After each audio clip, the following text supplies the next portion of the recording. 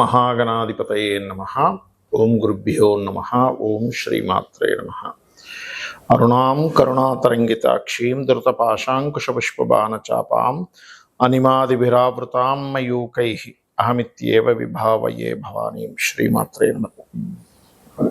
మనం ఈరోజు దక్షిణాయనం ప్రారంభమై 6 నెలలు ఉంటుంది. ఈ 6 నెలలు కూడా ఏ లగ్నాల వారు, లగ్నం తెలియదు రాశి వారు ఎటువంటి పరిహార మార్గం చేసుకుంటే మీ యొక్క పూర్వజన్మ కర్మలు తొలగుతాయి, అదొకటి. రెండవది, 6 నెలల్లో ఏ నెలలో ఎటువంటి కర్మలు ఆచరించాలి, అందులో ముఖ్యంగా దైవిక కర్మలు నేను చెప్పేది, సహజంగా చేసుకునేటువంటి వేరు. ఇక్కడ date of birth, time, place, రాశి, నక్షత్రము, లగ్నం తెలియని వారు కూడా ఏ నెలల్లో ఈ 6 నెలలు ఎటువంటివి ఆచరిస్తే మన కర్మ తొలగుతుంది. మరియు ఇది శ్రావణ మాసం కాబట్టి శ్రావణ మాసంలో మనకి ఎవరెవరికి ఎటువంటి ఇబ్బందులు ఉన్నప్పుడు ఎటువంటి దానములు ఇచ్చినట్లయితే బాగుంటుంది అనేటువంటి విషయాలు ఇప్పుడు మనం తెలుసుకుందాం. మకర లగ్నము, మకర రాశి. మీకు ఈ దక్షిణాయనంలో మీరు చేయవలసిందంతా కూడా దానము, ఎక్కువగా బొబ్బర్లు దానంగా ఇవ్వండి. లలితా అమ్మవారి యొక్క ఆరాధన ఎక్కువగా చేయండి. అయితే ఈ యొక్క మాసంలో మీరు ఎంత బొబ్బర్లు దానంగా ఇవ్వడం, తెల్లటి వస్త్రాలు, తెల్లటి టవల్స్, జాకెట్ ముక్కలు ఎంత దానంగా ఇస్తుంది అంత మంచిది. మరియు తెల్లటి గోవుకి ముల్లంగి తినిపిస్తూ ఉండడం, ముల్లంగి కీర అమ్మవారి స్వరూపంగా భావిస్తూ. మరియు ఈ యొక్క దక్షిణాయన 6 నెలల్లో కొన్ని మేజర్ చేంజెస్ ఉన్నాయి. కొన్ని అంటే ఆ పలానా సమయాల్లో చేస్తే మరీ మంచిది అనేటువంటిది. అష్టమంలో ఉండే కుజుడు భాగ్యంలోకి వెళ్తున్నాడు మీకు,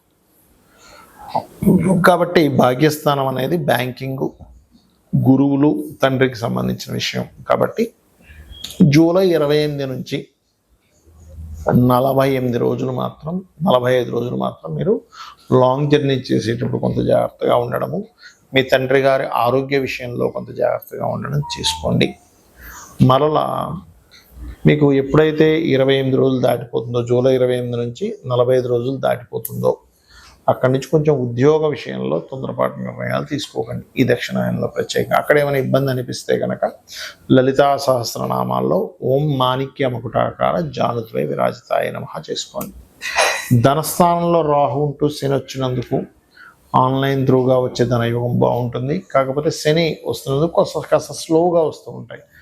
ఆన్లైన్ అనగానే మనం వెళ్ళి ప్యాకాట్లో లేకపోతే క్యాజినోలో ఏదో మనం బెట్టింగ్లో ఇవి కాదు. మీరు ఏదైనా ఆన్లైన్లో టీచింగ్ అనో, ట్రైనింగ్ అనో, లేకపోతే ఇంకేదైనా వస్తువు అమ్మడము, ఇవి గుర్తుపెట్టుకోండి.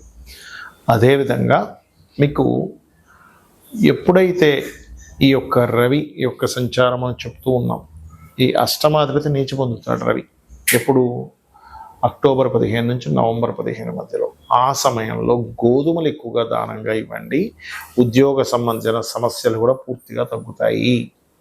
ముందుగా ఈ రాసుల్లో సూర్య భగవానుడు ఈ ఉత్తరాయణం అంతా కూడా భూమి నుంచి నీరు ఏదైతే ఉంటుందో గ్రహించి, నీరు పలానా ఏవేవైతే తీసుకోవాలో తీసుకొని దక్షిణాయనంలో మొత్తం వదులుతాడు. అందుకే మనకి దక్షిణాయనంలో వర్షాలు పడడం జరుగుతుంటుంది. మరి ఆయన అంత పని చేస్తున్నాడుగా, సూర్య భగవానుడే లేకపోతే పరిస్థితి ఏమిటి? అసలు ప్రపంచమే ఉండదు ఇంకక్కడ. అలాంటప్పుడు ఆయనకి కృతజ్ఞతగా 6 నెలల పాటు 6 విధములైనటువంటివి మనం పాటించాలి. మీది ఏ నక్షత్రమైనా, ఏ లగ్నమైనా, ఏ రాశి అయినా సంబంధం లేదు. ఇది మొట్టమొదటిగా మనకి జూలై 14, 15 ఆ తారీఖుల నుంచి, ముఖ్యంగా 15, 16 కూడా ఒక్కొక్కసారి సూర్యభగవానుడు మార్పుల వల్ల 15 వేసుకోండి రఫ్గా. జూలై 15 నుంచి ఆగస్టు 15 మధ్యలో సూర్యుడు కర్కాటక రాశిలో ఉన్నప్పుడు ఎంత మీరు సూర్యుడికి అర్ఘ్యం వదిలితే మీ రాశి ఏదైనా, నక్షత్రం ఏదైనా మీకు అంత చక్కటి ఫలితాలు వస్తాయి. అందులో ముఖ్యంగా గండములు తొలగుతాయి, గుర్తుపెట్టుకోండి, సూర్యభగవానుడికి చేసేటువంటి ఈ యొక్క ప్రక్రియ వల్ల. మరియు జల సంబంధించిన, అదేవిధంగా క్షీర సంబంధించిన దానాలు ఎక్కువగా ఇస్తూ ఉండాలి. ఓకే, లేదా అన్నదానాలు ఎక్కువగా చేస్తూ ఉండాలి. గోవులకి ముల్లంగి తినిపించడం, మరియు కీరా లాంటివి తినిపించడం, ఇవి ఈ సేవలు ముఖ్యంగా జూలై 15 నుంచి ఆగస్టు 15 మధ్యలో మీకు విశేషమైనటువంటి యోగాన్ని ఇస్తుంది. ఎందుకంటే మన యొక్క పూర్వజన్మ కర్మని తొలగించేటువంటిది ఏదైతే ఉంటుందో దేవతా ఆరాధనలో సూర్య భగవానుడికి ప్రధాన పాత్ర. దాని తర్వాత లలిత సహస్రనామాలు చేసుకోమని చెప్పారు. రెండు ఒకటే, ఆ అమ్మవారే సూర్య రూపంలో ఉంది అక్కడ. అదేవిధంగా విష్ణు సహస్రనామాలు చేసుకునేవారు విష్ణు సహస్రనామాలు చేసుకుంటారు. ఏదైనా ఆలయానికి వెళ్ళి సేవ చేసుకునే వాటి వల్ల కూడా తగ్గుతుంది. ఇక రెండవది ఆగస్టు 15 తేదీ నుంచి సెప్టెంబర్ 15వ తేదీ మధ్యలో ఎంత సూర్య నమస్కారాలు చేసుకోవడము. అయితే ఇందులో రెగ్యులర్గా చేసే ఈ 6 నెలల్లో కూడా సూర్యుని వదిలిపెట్టకూడదు ఎక్కడా కూడా. మరియు గణపతి యొక్క ఆరాధన, సూర్య రాశుల్లో కేతు ఉన్నాడు కాబట్టి ఖచ్చితంగా పాటించాలి, గుర్తుపెట్టుకోండి. అందులోని ప్రత్యేకంగా ఆగస్టు 15 నుంచి సెప్టెంబర్ 15 మధ్యలో ఎక్కువగా మీరు హోమాది కార్యక్రమాలు, అందులో ముఖ్యంగా సుదర్శన హోమం చేయించుకోవడం చాలా మంచిది. ఇక సెప్టెంబర్ 16వ తేదీ నుంచి అక్టోబర్ 16వ తేదీ మధ్యలో మీరు వీలైనంత మట్టుకు గుర్తుపెట్టుకోండి, దానములు ఇవ్వండి. ఆ దానాలు కూడా మీకు ప్రస్తుతం నడుస్తున్నటువంటి మహాదశ ఏమిటి, అంతర్దశ ఏమిటి, దానికి ఎవరు అంటే ఉదాహరణకి రవి నడుస్తుంది అనుకోండి, రవి మహాదశ అంతర్దశ నడుస్తుంది, గోధుమలు, చంద్రుడైతే బియ్యము, కుజుడైతే కందులు, బుధుడైతే పెసలు, గురువైతే శనగలు, శుక్రుడైతే బొబ్బర్లు అంటే అలసందలు అంటారు, శని అయితే తెల్ల నువ్వులు ఇవ్వచ్చు లేదా నల్ల నువ్వులు తీసుకునే వాళ్ళంటే ఇవ్వచ్చు, రాహు మహాదశ అంతర్దశ నడుస్తుంది అనుకుంటే మినుములు, కేతు అయితే ఉలవలు దానంగా ఇవ్వాలి.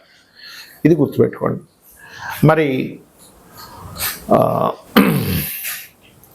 అక్టోబర్ 16వ తేదీ నుంచి నవంబర్ 16వ తేదీ వరకు 15-16 వరకు చూసుకుంటే కనుక ఈ సమయంలో ఎక్కువగా స్తోత్రములు వింటూ ఉండాలట. అంటే లలిత కావచ్చు, ఏదైనా విష్ణు సహస్రనామాలు కావచ్చు, ఏదైనా శ్రవణం ఎక్కువగా చేస్తూ ఉండాలి.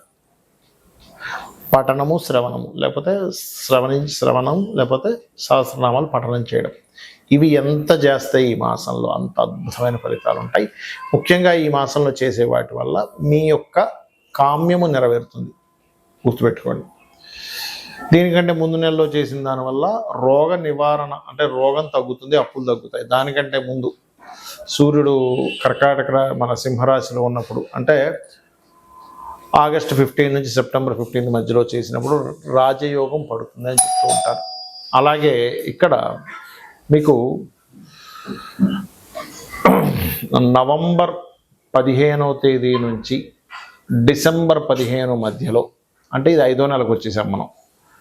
ఆ సమయంలో కూడా జలతర్పణములు కొంతమంది చూడండి రాత్రిపూట చేస్తూ ఉంటారు. కొన్ని సాధనలు, కొన్ని అమ్మవారి సాధనలు కొన్ని ఉంటాయి, దశమహావిద్యలవి నిగూఢంగా, అంటే ఇంకెవ్వరికి సంబంధం లేకుండా కొంతమంది గుహల్లోకి వెళ్ళిపోయి లేకపోతే ఒక రూమ్లో కూర్చొని నిగూఢంగా అలా సాధన చేస్తుంటారు. అటువంటివి బాగా యోగిస్తాయి. ప్లస్ తర్పణాలు, అందులో పితృతర్పణాలు చేయడం ఇంకా మంచిది. ఈ ప్రతి నెల అమావాస్యకి వీలున్నప్పుడల్లా నిత్య తర్పణాలు కూడా చేసుకోవచ్చు. ఇక్కడ ఇంకా ఎక్కువగా బాగా యోగిస్తుంది.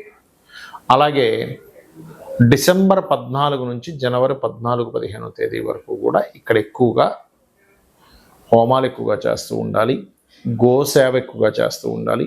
వీలైతే మీరు హోమంలో కూర్చోలేకపోతే కనీసం హోమం జరిగే దగ్గర నెయ్యిని దానంగా ఇవ్వండి. అక్కడ అంటే నెయ్యిని మీరు ఏదో దానం ఇస్తున్నారని ఫీల్ అవ్వకుండా, నాకు ఈ భగవంతుడు ఈ యొక్క అవకాశాన్ని ఇచ్చాడు అనేటువంటి భావనతో ఇవ్వండి.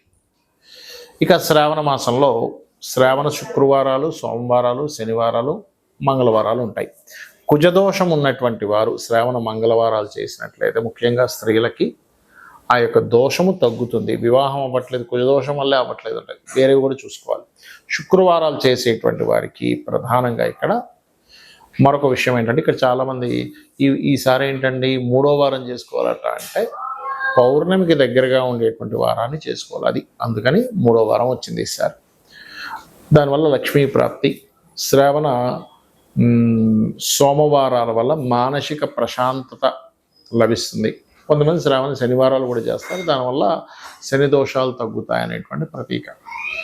అయితే ఇవి మీరు భక్తి శ్రద్ధలతో, భక్తి శ్రద్ధ భావన